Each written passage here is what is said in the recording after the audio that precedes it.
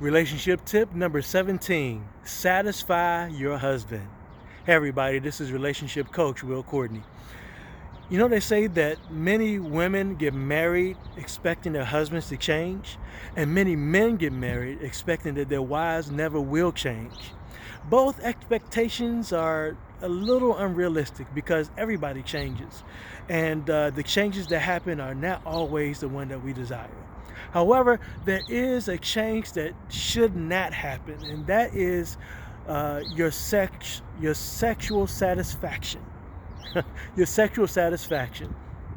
See, women, I have to, sisters, I have to come for you for just a little bit. Wives, I have to come for you for just a little bit. Remember back when you were first married and love was new.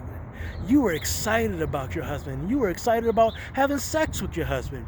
You used to, talk about having sex with your husband. Dream about having sex with your husband. Initiate the sex with your husband. But now, not so much. Now, not so much. You used to flirt with your husband all the time. You used to call him in the middle of the day flirting and talking trash, saying, honey, when you get home, you are in trouble.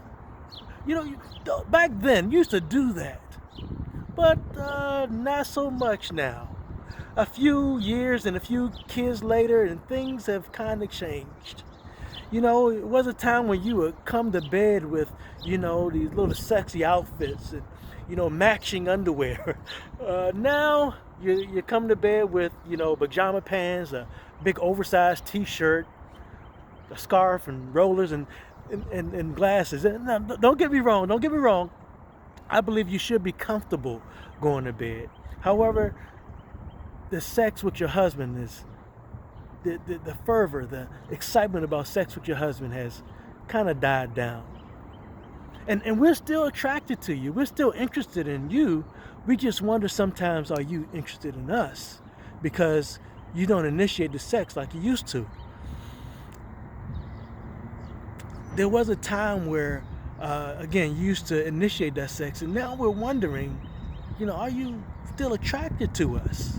Do you still desire us? Do you still desire that special time with us? 1 Corinthians chapter 7 says this, that husbands and wives, their bodies no longer belongs to them, but it belongs to their spouses. Also, it says that we are to give each other the marital kindnesses. In other words, sexual duties. The King James says the due benevolence. We are to give each other those things. And part of that is satisfying each other sexually.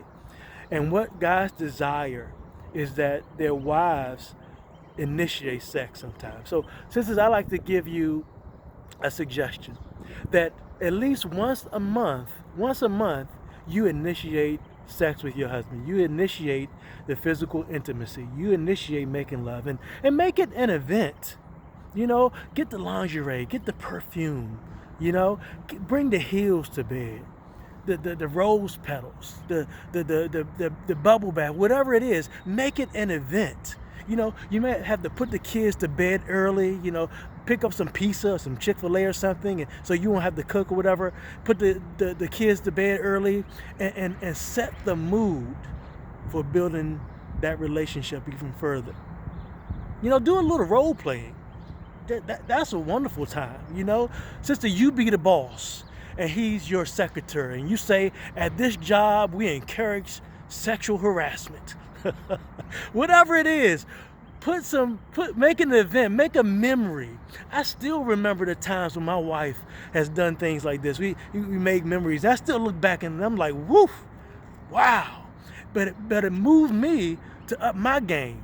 It moved me to be even more romantic, because maybe I'm just a little competitive, but I'm like, yeah, I got to do this too. And so I had to start to pay more attention to her. I had to be more romantic with her. If you do this, sister, you will spark something in your husband, and it will pay dividends. Yeah, I know sometimes you just don't feel like it, but get this, it'll be well worth it. Sowing into your relationship this way will be well worth it. You will reap dividends even from your husband. And think about this. If you don't work to please your husband, some little floozy might come and do the work and try to do it herself. Remember, relationships are everything, and yours is worth the work.